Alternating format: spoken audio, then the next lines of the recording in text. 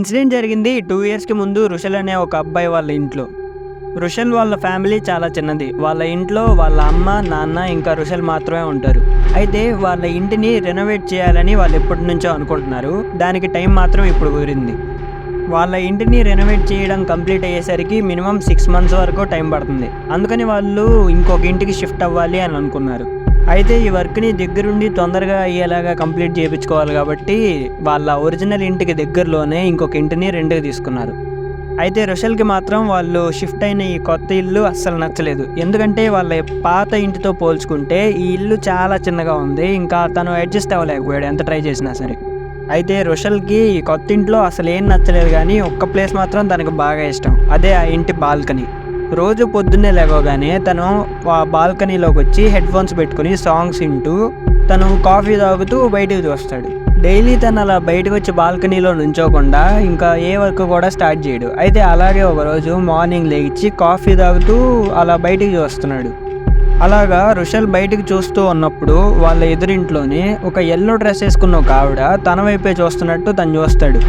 ఆ yellow dress వేసుకున్న ఆవిడ రుషల్ వైపు చూస్తూ ఏడుస్తూ హెల్ప్ కోసం పిలుస్తున్నట్టు సైగలు చేస్తుంది. అయితే ఇప్పుడు దాకా కామ్గా ఉన్న రుషల్ కొంచెం టెన్షన్ ఫీల్ అవుతాడు. ఇంకా రుషల్ టెన్షన్ పడి అటు ఇటు చూసి మళ్ళీ ఆవిడ వైపు చూసే లోపలే ఆవిడ కడుపులో ఒక కత్తి గుచ్చుకొని అక్కడ నుంచి రక్తం వస్తున్నట్టు తనకు కనపడుతుంది. ఇంకా ఆవిడ ఆ కత్తిని బయటికి తీయడానికి ట్రై చేస్తూ ఉంటుంది. ఇంకా తన నోట్లో నుంచి కూడా బ్లడ్ వామిటింగ్స్ అవుతాయి. ఇదంతా చూసి రుషల్ బాగా టెన్షన్ ఫీల్ అయిపోయి పెద్ద పెద్దగా అరుస్తాడు, హెల్ప్ హెల్ప్ అని. ఇంకా రుషల్ అలాగా పెద్ద పెద్దగా అరవడం వల్ల వాళ్ళ అమ్మ లోపల నుంచి పరిగెత్తుకుంటూ వస్తుంది రుషల్ దగ్గరికి. రుషల్ వాళ్ళ అమ్మ రాగానే రుషల్ ఇలా అంటాడు, పాపం ఎల్లో డ్రెస్ ఆవిడని ఎవరో పొడి చేశారమ్మా, పద త్వరగా వెళ్ళి ఆవిడకి హెల్ప్ చేద్దాం అంటాడు. కానీ రుషల్ వాళ్ళ అమ్మ ఎదురింటి వైపు చూసి, అసలు ఎవరున్నారు అక్కడ, ఎందుకు ఇలా అరుస్తున్నావు, పిచ్చి పిచ్చిగా ఉందా అని అలా అంటుంది. రుషల్ ఒక్కసారిగా వెనక్కి తిరిగి ఆ ఎదురింటి వైపు చూస్తాడు. ఆ డోర్స్ కూడా క్లోజ్ చేసేసి ఉంటాయి, అసలు అక్కడ ఎవ్వరూ కనపడరు. రుషల్ వాళ్ళ అమ్మ ఇలా అంటుంది, నైట్ టైం ఆ హారర్ స్టోరీస్ చదవద్దు, హారర్ మూవీస్ చూడొద్దు అంటే ఏమన్నా వింటావా, ఇప్పుడు చూడు పిచ్చోడ్లో చేస్తున్నావు అని చెప్పి అక్కడి నుంచి వెళ్ళిపోతుంది. అయితే రుషల్కి మాత్రం అక్కడ ఏం జరిగిందో ఏం అర్థం కాదు. తనకి మాత్రం ఆ ఎల్లో డ్రెస్ ఆవిడే పద్దాకా గుర్తొస్తూ ఉంటుంది. ఇంకా ఆ ఎక్స్పీరియన్స్ని తను మర్చిపోడు. అలాగా కొన్ని రోజులు గడిచిపోయిన తర్వాత రుషల్ వాళ్ళ డాగీని వాకింగ్కి తీసుకెళ్తాడు. అలాగా బయటంతా తిరిగేసి మళ్ళీ వాళ్ళ ఇంటికి వాళ్ళ డాగీని తీసుకొస్తాడు. అలాగా వాళ్ళ ఇంటి ముందు ఆగి ఉన్నప్పుడు వాళ్ళ ఎదుటింటి బాల్కనీ వైపు మళ్ళీ తను చూస్తాడు. రుషల్ మళ్ళీ అటువైపు చూసినప్పుడు ఆ ఎల్లో డ్రెస్ వేసుకున్న ఆవిడ అక్కడే ఉంటుంది. ఇంకా ఆవిడ తన చుట్టుపక్కల చెట్లు ఉంటాయి, వాటికి నీళ్లు పోస్తూ ఉంటుంది. రుషల్ అంతకుముందు చూసినప్పుడు కత్తి నిండా రక్తంతో హెల్ప్ కోసం పిలుస్తున్నట్టు కాకుండా తను చాలా కామ్గా పాటలు పాడుకుంటూ ఆ చెట్లకి నీళ్లు పోస్తూ ఉంటుంది. అయితే రుషల్ ఇంకా ఆవిడతో మాట్లాడతామని చెప్పి ఆవిడని పిలవడం మొదలు పెడతాడు. ఓ ఎల్లో డ్రెస్ అని పిలుస్తాడు. ఆ ఎల్లో డ్రెస్ ఆవిడ రుషల్ వైపు చూస్తుంది. తను రుషల్ వైపు చూసి తన చేతిలో ఉన్న వాటర్ క్యాన్ని కింద పెట్టేస్తుంది. ఆవిడ ఎప్పుడైతే ఆ వాటర్ క్యాన్ని కింద పెట్టేస్తుందో మళ్ళీ ఆవిడ అంతకుముందు ఎలాగైతే కనిపించిందో అలాగే కనపడుతుంది. అంటే ఒంటి నిండా రక్తంతో కడుపులో ఉన్న కత్తిని తీయడానికి ట్రై చేస్తూ ఇంకా ఇంకో చేత్తో హెల్ప్ కోసం పిలుస్తున్నట్టు రుషల్ వైపు చూస్తుంది. ఈసారి రుషల్ అంతకుముందులాగా చేయకుండా ఆ ఎల్లో డ్రెస్ ఆవిడని ఫోన్తో ఫొటోస్ ఇంకా వీడియో తీస్తాడు. అలా తీసేశాక మళ్ళీ హెల్ప్ కోసం పెద్ద పెద్దగా అరవడం మొదలు పెడతాడు. ఈసారి కూడా రుషల్ వాళ్ళ మమ్మీ త్వరగా పరిగెత్తుకుంటూ రుషల్ వైపు వస్తుంది. కానీ కరెక్ట్గా రుషల్ వాళ్ళ మమ్మీ ఆ స్పాట్కి వచ్చే టైంకే రుషల్ చూస్తూ ఉన్నప్పుడే ఆవిడ మాయమైపోతుంది. రుషల్ వాళ్ళ మమ్మీ అక్కడికి వచ్చి అక్కడ ఎవరూ లేరని చూడగానే రుషల్ ఇలాగా కావాలని చేస్తున్నాడేమో అని చెప్పి రుషల్ మీద బాగా కోపం తెచ్చుకుంటుంది. ఇంకా రుషల్ వాళ్ళ మమ్మీ రుషల్ని తిట్టే లోపలే ఇంకా తన ఫోన్ తీసి తను తీసిన వీడియోస్ని వాళ్ళ మమ్మీకి చూపించాలి అని ఓపెన్ చేస్తాడు. అయితే రుషల్ ఏం జరగకూడదని భయపడ్డాడో అదే జరిగింది. ఆ వీడియోస్లో కూడా ఆ ఎల్లో డ్రెస్ ఆవిడ అసలు కనపడదు. ఆ వీడియోలో జస్ట్ ఆ బిల్డింగ్ మాత్రమే కనపడుతుంది. ఇంకా రుషల్ వాళ్ళ మమ్మీ రుషల్ని బాగా తిట్టేసి అక్కడి నుంచి వెళ్ళిపోతుంది. ఇంకా రుషల్కి కూడా బాగా విసుగొచ్చేస్తుంది.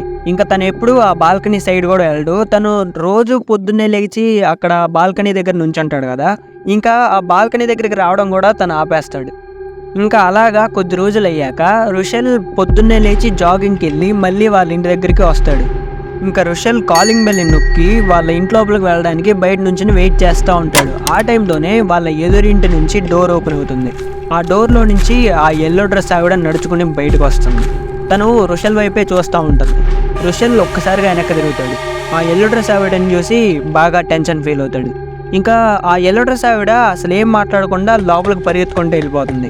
ఇంకా రుషల్ కూడా ఆవిడ వైపు అరుస్తూ ఆవిడని ఫాలో చేస్తూ వాళ్ళ ఇంటి లోపలికి వెళ్ళిపోతాడు. అయితే రుషల్కి ఆ ఇంట్లోకి ఎంటర్ అవ్వగానే ఏదో ఒక రకమైన బ్యాడ్ స్మెల్ వస్తున్నట్టు అనిపిస్తుంది.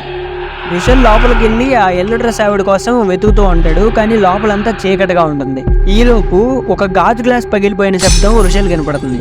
అయితే రుషల్ ఇంకా పైకి తొందరగా వెళ్తాడు. రుషల్ పైకి వెళ్ళి చూసేటప్పటికి అక్కడ ఆ యెల్లో డ్రెస్ ఆవిడ ఇంకొక అబ్బాయితో గొడవ పడుతూ ఉంటుంది. వాళ్ళిద్దరూ ఒకరినొకళ్ళు తిట్టుకుంటూ ఉంటారు. అలాగా తను చూస్తూ ఉన్నప్పుడే ఆ గొడవ పెరిగి చాలా పెద్దదైపోతుంది. వాళ్ళిద్దరూ ఒకళ్ళ వైపు ఒకళ్ళు పెద్దగా అరుచుకుంటూ ఉంటారు. అయితే రుషల్ ఇదంతా జరగడం చూసి గొడవ పెద్దదయ్యే ముందే దీన్ని ఆపాలి అనుకుని వాళ్ళ దగ్గరికి వెళ్తాడు.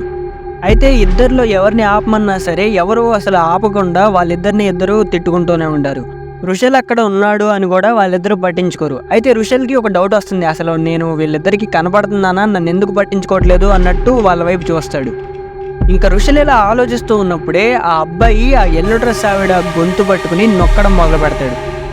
ఆ యెల్లో డ్రెస్ ఆవిడ ఏడుస్తూ తప్పించుకోవడానికి ట్రై చేస్తుంది. ఇదంతా ఇలా జరుగుతున్నప్పుడు రుషల్ కూడా ఆ యెల్లో డ్రెస్ ఆవిడకి హెల్ప్ చేద్దాం అనుకుని తనని పట్టుకోబోతాడు. కానీ తను చెయ్యి మాత్రం తన మీద టచ్ అవ్వదు. అంటే రుషల్ ఏదైతే చూస్తున్నాడో అదంతా నిజం కాదు అని రుషల్కి అర్థమవుతుంది. ఇంకా ఆ యెల్లో డ్రెస్ ఆవిడ తన దగ్గర నుంచి తప్పించుకొని బాల్కనీలోకి వెళ్ళిపోతుంది. తను అక్కడికి వెళ్ళి ఫోన్ తీసుకుని ఎవరికో ఫోన్ చేయడానికి ట్రై చేస్తుంది. తను ఫోన్ కాల్ చేయడానికి ట్రై చేస్తూ ఉన్నప్పుడే ఆ అబ్బాయి తన దగ్గరికి వెళ్ళి తనని లాగి తన కడుపులో ఒక కత్తితో పొడి చేస్తాడు. ఆవిడ చాలా పెద్దగా అరుస్తుంది. ఇంకా ఆవిడ కింద పడిపోతుంది. ఆ అబ్బాయి అక్కడి నుంచి పారిపోతాడు. ఆ యెల్లో డ్రెస్ ఆవిడ కింద పడిపోయి ఉంటుంది. ఇంకా రుషల్ వైపే చూస్తూ ఉంటుంది. తను ఆ చాక్ని బయటికి తీయడానికి ట్రై చేస్తున్నట్టు తనకు అనిపిస్తుంది. ఇంకా రుషల్ త్వరగా తన దగ్గరికి వెళ్తాడు. తను కింద పడిపోయి ఉంటుంది. ఆ చాక్ని బయటికి తీయడానికి తను ట్రై చేస్తాడు. కానీ అప్పుడే ఆవిడ చనిపోతుంది. కానీ ఈసారి మాత్రం ఆ డెడ్ బాడీ అక్కడ నిజంగానే ఉంటుంది. అది ఇంకా బాగా పాడైపోయి ఉంటుంది. ఈసారి తను ఆ డెడ్ బాడీని రియల్గా చూడగలుగుతున్నాడు. అది నిజంగా అక్కడే ఉంది. అయితే ఇదంతా చూసిన తర్వాత రుషల్ ఇంకా పోలీస్కి ఫోన్ చేస్తాడు. పోలీస్కి ఫోన్ చేసినప్పుడు వాళ్ళు ఇదంతా అస్సలు నమ్మరు. కానీ అక్కడికి వచ్చి ఆ డెడ్ బాడీని చూసి ఇన్వెస్టిగేషన్ స్టార్ట్ చేస్తారు. అయితే ఇన్వెస్టిగేషన్లో ఆ అబ్బాయిని పట్టుకుంటారు. తను ఎవరో కాదు, ఆ యెల్లో డ్రెస్ వేసుకున్న ఆవిడ హస్బెండ్ అని తెలుస్తుంది. అయితే వాళ్ళిద్దరి మధ్య గొడవ జరగడం వల్ల తను ఈ యెల్లో డ్రెస్ ఆవిడని చంపేసి అక్కడి నుంచి వెళ్ళిపోతాడు. అయితే కాలనీలో ఈ యెల్లో డ్రెస్ ఆవిడ ఎవరికి తెలియకపోవడం వల్ల ఈ మ్యాటర్ కూడా బయటికి రాదు, తను చనిపోయి ఉన్నా సరే. అయితే రుషల్ వాళ్ళ అమ్మ కూడా రుషల్ చెప్పింది మొత్తం నమ్ముతుంది. ఇంకా రుషల్ని తిట్టినందుకు సారీ చెప్తుంది. ఇంకా రుషల్కి బాల్కనీలో రావడానికి అసలు ఏం భయం ఉండదు. తను రోజు బాల్కనీ దగ్గరికి వస్తాడు. ఇంకా తర్వాత నుంచి రుషల్కి ఆ యెల్లో డ్రెస్ ఆవిడ ఎప్పుడూ కనపడలేదు.